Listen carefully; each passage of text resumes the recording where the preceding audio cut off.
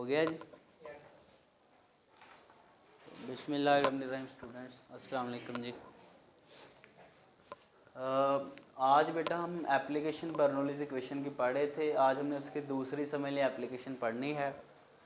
इसमें बेसिकली आपको ये चीज़ क्लियर करवाई जाएगी कि where the speed is high the pressure will be लो।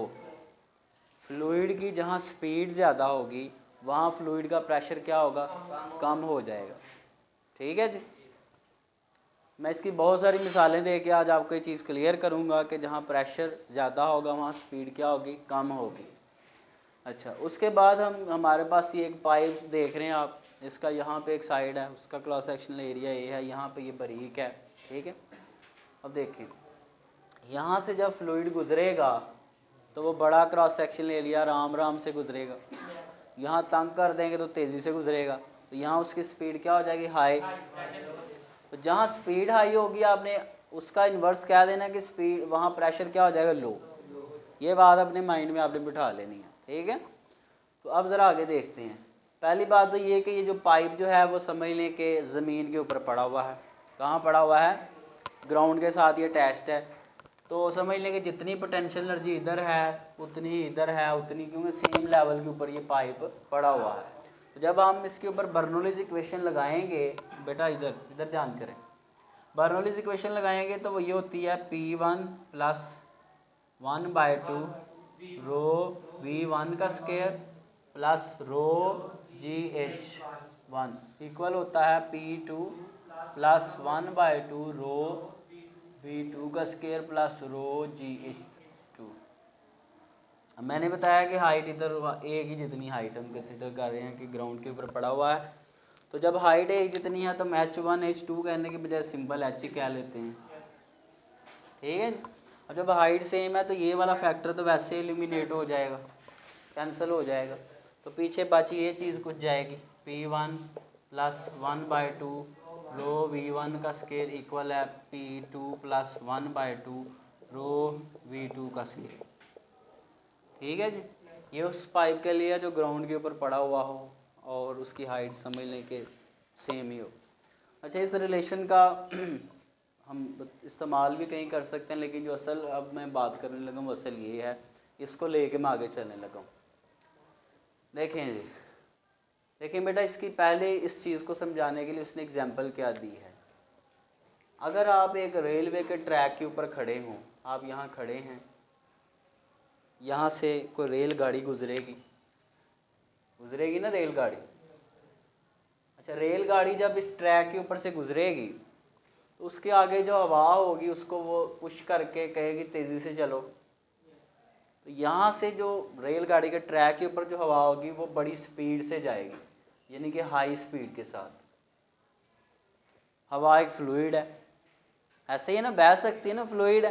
तो यहाँ जो फ्लूइड की स्पीड है वो बहुत हाई होगी, और जहाँ स्पीड हाई होगी वहाँ प्रेशर क्या हो जाएगा, लो हो जाएगा। ज़रा बात समझ लें बेटा, ये बुक में लिखी, वैसे आपको समझा रहा हूँ एग्जाम्पल्स दे के। ये प्रेशर पुशर वाली बात समझानी कुछ। साइड पे जो फ्लूइड इधर पड़ा हुआ है, इधर ये साइडों पे, ट्रैक के साइड पे, वहाँ तो कोई नहीं ना उसको फ्लूइड को छेड़ा, तो वहाँ तो अपनी मर्ज़ी से अपनी मौज से वो चल रही हवा। तो वहाँ उसकी स्पीड जो है हवा की वो क्या है, लो है, क्योंकि आहिस्ता आहिस्ता चल रही है ना। तो स्पीड क्या है वहाँ पे, लो। अब जहाँ स्पीड लो वहाँ प्रेशर क्या होगा, हाई। तो साइडों पे जो फ्लूइड पड़ा हुआ उसका प्रेशर क्या है, हाई है।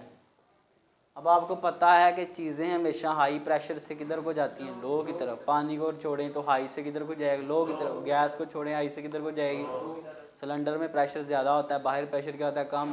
तो गैस सिलेंडर से निकल किधर को, बाहर को। तो ये सारी बात। अब देखें, अब जो पर्सन इधर स्टैंड कर रहा है इस रेलवे ट्रैक के ऊपर, उसके पास से गाड़ी गुजर रही है। ये जो साइडों पे फ्लूइड पड़ा हुआ है वो इस पर्सन को हाई प्रेशर से किधर को पुश करेगा, लो प्रेशर की तरफ, कि इधर से इसको धक्का लगा के ट्रेन के आगे फेंकने की। ठीक है ना। हाई प्रेशर से जब वो फ्लूइड लो की तरफ आने की कोशिश करेगा तो साथ उस बंदे को भी धक्का लगा के आगे लेके जाने की कोशिश करेगा। So it is very dangerous. ये बहुत ख़तरनाक है कि आप ट्रेन की पटरी के पास खड़े होके उसको देखें, क्योंकि जो फ्लूइड है वहाँ पे ज़्यादा प्रेशर से आपको लो प्रेशर की तरफ पुश कर सकता है और आप आगे ट्रेन की पटरी के ऊपर गिर सकते हैं और आप ट्रेन के नीचे आ सकते हैं। समझ आ रही है? अच्छा, इसकी एग्जांपल को हम और सपोर्ट करते हैं। एरोप्लेन आपने देखा हुआ है, एरोप्लेन का जो पर है, ये समझ लें एरोप्लेन का पर है, ये जहाज़ है जी। एरोप्लेन अब पता नहीं कैसे बनेगा, ये एरोप्लेन है जी, ये उसका साइड पे पर लगा हुआ है, ये दूसरा पर कह लें, कोई जहाज़ ही लग रहा है मुझे। ठीक है। अच्छा अब देखें, ऐसे कर लें या सिंपल ऐसे ही इसको पर को रहने दें। अब देखें, अब ये जो पर इसके जो विंग्स है ना जहाज के, मैं इसकी दो तरह की बातें करने लगा हूँ। इधर देखें, फ्लूइड जब मूव करता है तो जिस पाथ को वो फॉलो करता है उसको कहते हैं स्ट्रीम लाइंस। उसके जो डिफरेंट पार्टिकल जिस पाथ को फॉलो कर रहे होते हैं उन पाथ्स को क्या कहते हैं? Stream line. अच्छा, कुछ हवा आपको पता है पर ऐसे है, तो कुछ हवा पर के किधर से गुजरेगी? ऊपर से। कुछ किधर से गुजरेगी? नीचे से। तो परों को इस तरह डिज़ाइन किया जाता है, इस तरह उनको मूवमेंट दी जाती है कि उसके ऊपर से कुछ हवा गुजर रही होती है। अब ऊपर से गुजर रही है हवा, और कुछ हवा कहाँ से गुजरेगी? नीचे से।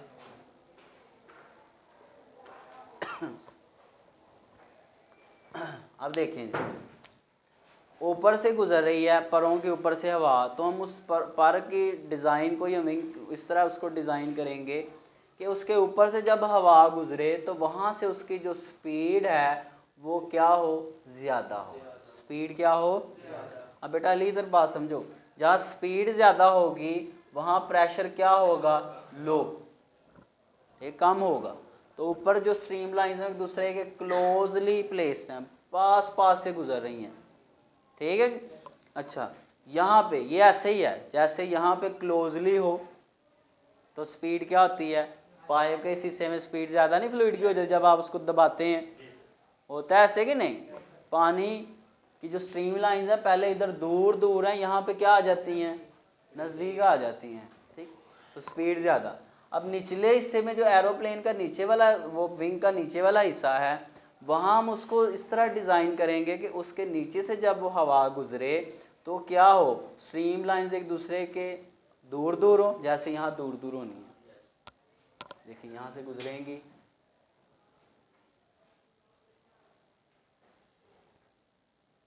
ऐसे है कि नहीं?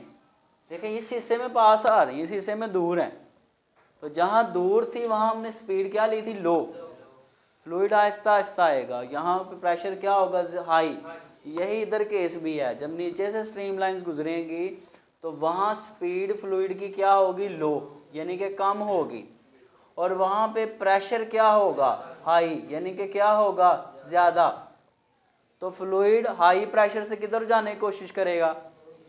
तो वो खुद तो हाई से लो की तरफ जाने को। अब ये देखें, हाई से लो ये सीमत बन रही है, हाई नीचे है ना, लो किधर ऊपर, तो वो उस एरोप्लेन को किधर को, नीचे से किधर को लिफ्ट करेगा? ऊपर को। बात समझ रही है कि नहीं? तो जब वो नीचे आना होता है फिर वो अपने विंग्स के डिज़ाइन जैसे भी वो बटन लगे होंगे वो मूव करते हैं, हिल सकते हैं इस तरह, अपनी अपनी शेप को क्या कर सकते हैं? वो थोड़ा बहुत चेंज कर सकते होंगे विंग्स, वो जो भी कैप्टन वगैरह होंगे वो करते होंगे। तो बाहर लिफ्ट करने के पीछे ये वो रास्ता जो आपको आज समझाया गया। तो ये बेसिक प्रिंसिपल देखें, जो बर्नौलीज़ इक्वेशन है, इस कॉन्सेप्ट को कहाँ जाके यूज़ किया जा रहा है, और एक प्लेन को फ्लाई करवाने के लिए ये बेसिक सा असूल इस्तेमाल हो रहा है। किसी मेटल के बने होंगे, मुझे कंफर्म नहीं। हाँ, फ्रिक्शन के बाइस वो गर्म हो सकते हैं, लेकिन मैं पढ़ रहा था कल के जब वो फ्रिक्शन के बाइस उसके ऊपर स्टैटिक चार्ज आ जाता है, जब वो उतरता है तो वो वही स्टैटिक चार्ज जो है वो ज़मीन को शिफ्ट हो जाता है गर्म। तो उसका डिज़ाइन इस तरह करते हैं उसको ऐसे मटेरियल से जो कि एक तो वो उसको बर्दाश्त कर सके उस हीट को, प्लस वो उसमें इतनी कैपेसिटी हो, या ये भी हो सकता है कि ऐसा मटेरियल यूज़ किया जाए उस ज़्यादा हीट को बियर कर सके, अपने अंदर बर्दाश्त कर सके। ज़ाहिर है फ्रिक्शन के बायस हीट तो प्रोड्यूस होगी, लेकिन वो ऐसे मटेरियल से बनाएंगे कि उससे वो ज़्यादा हीट अप ना हो। ठीक है कि भारत आगे नेक्स्ट हमारे पास ये एरोप्लेन वाली बात समझ आई है कि विंग्स के ऊपर से जब वो हवा गुजरेगी तो स्ट्रीम लाइंस क्लोजली होंगी एक दूसरे के, और वहाँ स्पीड क्या होगी, ज़्यादा। ठीक है, तो आप खुद से बना सकते हैं कि the wings when aeroplane flies in the air, तो the upper part of wing, at the upper part of the wing of aeroplane the streamlines are closely are very close to each other, and the speed of fluid above the wing of aeroplane is high and pressure is low, and the lower part of the wing के निचले हिस्से में क्या होगा, the speed of fluid is low and the pressure is high, तो ultimately the aeroplane will move from high pressure to low pressure, इनसे नीचे से किधर को लिफ्ट होगा, अपवर्ड की तरफ। तो ये हाँ, तो तब फिर मैंने बताया उसकी वो अपनी जो उसके विंग्स हैं उसकी फिर वो चेंज करते होंगे ना। हाँ जी, प्रेशर लो होगा विंग्स के अपर साइड पे, तो वो ऊपर से नीचे की तरफ नहीं होगा, नहीं, जो आपका फ्लूइड है वो ज़्यादा प्रेशर से खुद ब खुद ही लो की तरफ जाता है। अगर पानी को अगर आप लें तो आप देखें, जैसे मैं आपको गैस की मिसाल दी या सिलेंडर में जो गैस होती है वो हाई प्रेशर पे होती है, कंप्रेस की होती है आपने, और बाहर हवा में जो गैस है वो लो प्रेशर पे होती है। जब आप सिलेंडर की टूटी खोलते हैं तो ऐटोमेटिकली वो हाई प्रेशर से किधर को जाती है गैस, वो बाहर फ़िज़ा में निकलती है। तो कभी ये तो नहीं हुआ कि वो वहाँ से बाहर से सिलेंडर में आए, ऐसा नहीं ना होता। तो ये बात है कि फ्लूइड्स जो हैं वो हाई प्रेशर से किधर को मूव करते हैं, लो प्रेशर की तरफ। ठीक, अच्छा, और भी हम इसकी मिसाल देते हैं जो आपकी बुक में है, कि अगर आप एक क्रिकेट बॉल ले लें, मैं उसकी एग्जांपल देता हूँ, फिर हम वो उसने आपकी बुक में टेनिस बॉल की मिसाल दी हुई है, वो जो चिड़ी छिक्के से नहीं मारते, वो इस तरह मारता है, उधर से आगे वाले मारता है, सानिया मिर्ज़ा जो खेलती हैं। ठीक है, आप ज़रा देखें, मैं क्रिकेट बॉल की मिसाल देता हूँ क्योंकि आप उससे ज़्यादा फेमिलियर हैं।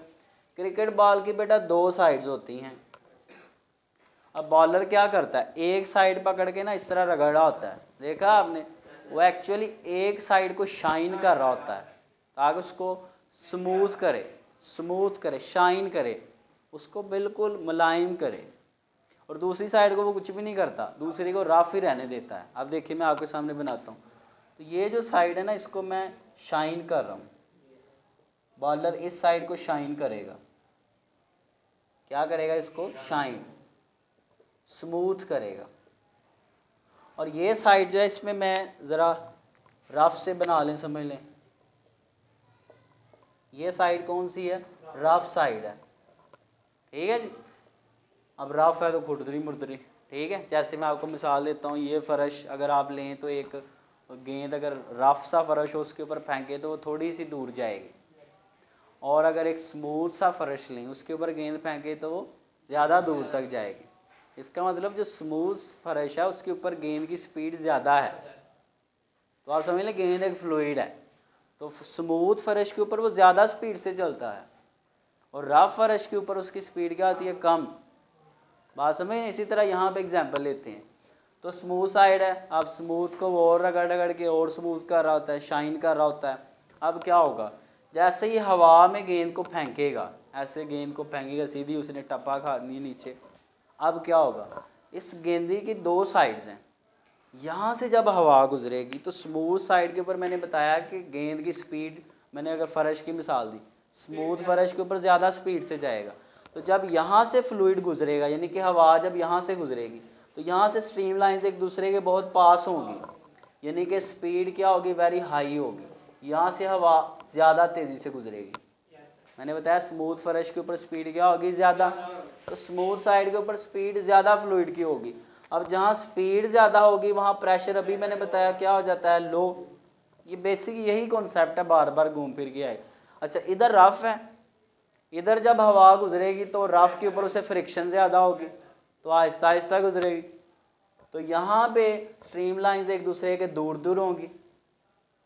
ठीक है, बात वही है, जो इधर है उधर है वही इधर है। अब यहाँ पे स्पीड क्या हो जाएगी, लो, और यहाँ प्रेशर क्या हो जाएगा, हाई। तो अब जो हवा है वो इस गेंदी को हाई प्रेशर से किधर को मूव करने पे फोर्स करेगी, ये समझ ली, ये गेंदी जो है एक बॉडी है, इसके साइडों पे दो प्रेशर लग रहे हैं, एक इधर लग रहा है, एक इधर लग रहा है, एक इस साइड पे, एक इस साइड पे।